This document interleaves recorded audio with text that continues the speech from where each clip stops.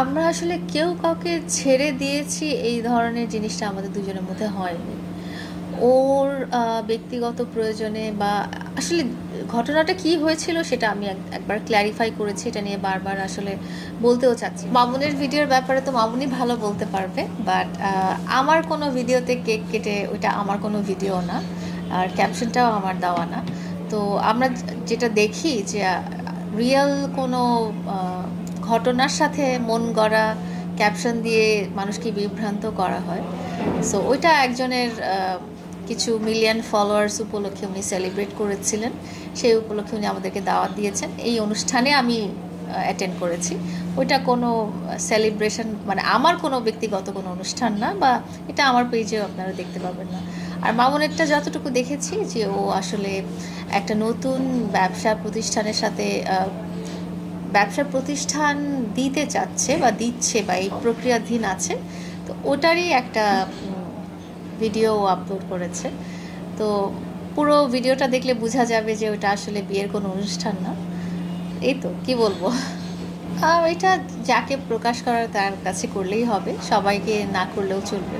Because ফিলিংসটা যেটা হয় সেটা অনেকটা প্রথমে পার্সোনাল, তারপরে যারা পাবলিক ফিগার আছে বা যাদেরকে আপনারা হাইলাইট করেন তাদেরটা কিছুটা পাবলিক হয়ে গেলেও প্রথমে তো ব্যক্তিগতই থাকে।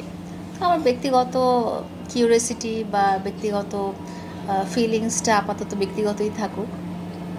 আপনাদেরকে যেটা বলা হয় দেখে রাখেন, কারণ আপনারা তো দুনিয়া দেখেছেন, আপনারা রিয়েলিটি জানেন কোনটা খারাপ, কোনটা ভালো, কোনটা কঠিন, বা লাইফের নানা রকম চড়াই উতরাই পার হয়ে আজকে আপনারা এই জায়গায় প্রতিষ্ঠিত হয়েছেন। তো মামুনেরও জার্নিটা অনেক বড় হবে, অনেক সাফল্যময় হবে ইনশাল্লাহ।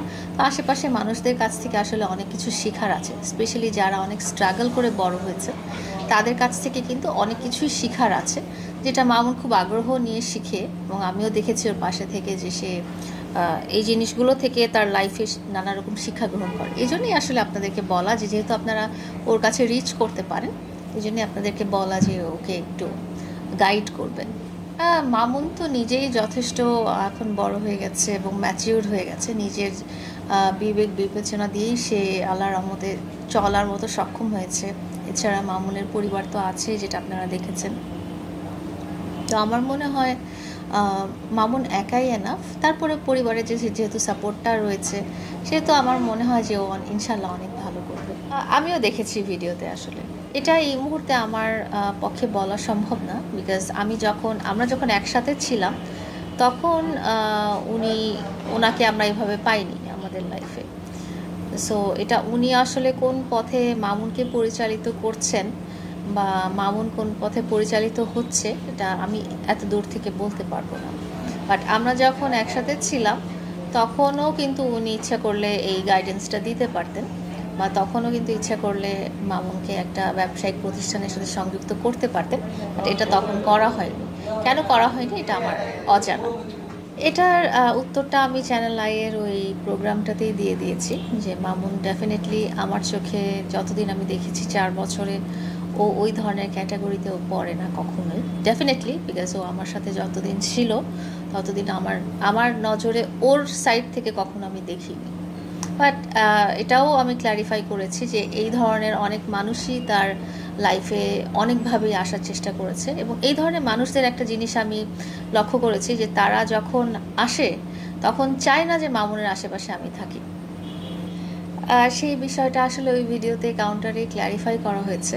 কারণ আপনারা যারা সবসময় আমাদের বাসায় আসেন, যারা আপনারাই বলেন, বন্ধুবান্ধবরাই বলেন বা শুভাকাঙ্ক্ষীরাই বলেন, আমাদের বাসায় তো আসলে সবাই আসতেই থাকেন, তারা আসলে ফ্যাক্টটা জানেন, সত্যিটা জানেন।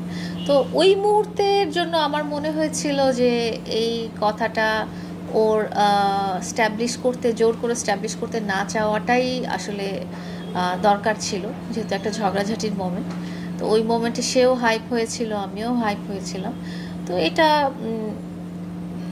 যেটা বলেছিলাম যে ওর আসলে ওই মোমেন্টে ওর ফ্যামিলির এটা জোর করে স্ট্যাবলিশ না করাটাই উচিত ছিল। কারণ আপনারা যারা আছেন বা আসেন বা যারা থাকেন, তারা কিন্তু আমাদের ব্যক্তিগত লাইফটাও অনেকটাই দেখে থাকেন, এবং তারাও অনেক কিছুই জানেন যেটার আমাদেরকে মুখ ফুটে বলতে হবে না। আমরা আসলে কেউ কাউকে ছেড়ে দিয়েছি এই ধরনের জিনিসটা আমাদের দুজনের মধ্যে হয়নি। ওর ব্যক্তিগত প্রয়োজনে বা আসলে ঘটনাটা কি হয়েছিল সেটা আমি একবার ক্ল্যারিফাই করেছি। এটা নিয়ে বারবার আসলে বলতেও চাচ্ছি না বা বিকজ খারাপ এই ওই মুহূর্তটা খারাপ লাগা ছিল আমার জন্য এবং মামুনের জন্য। সো আমি যতবার বলবো আমারও খারাপ লাগবে, ওরও খারাপ লাগবে। হয়তো থার্ড পার্সন হিসেবে আপনাদের অতটা খারাপ লাগবে না, আপনারা হয়তো শুনতে চাবেন, বাট এটা নিয়ে আমি আর কথাই বলতে চাচ্ছি না। আমরা কেউ কাউকে ছেড়ে দিয়েছি বা ছেড়ে দিইনি বা এরকম কিছুটাই বলতে চাচ্ছি না, বিকজ এখন সিচুয়েশন যেরকম আছে তাতে কি হচ্ছে বা কি হতে যাবে আমি নিজেও খুব আনসার্টেন। সো এটা যখন হবে তখন তো জানবেনই আপনারা।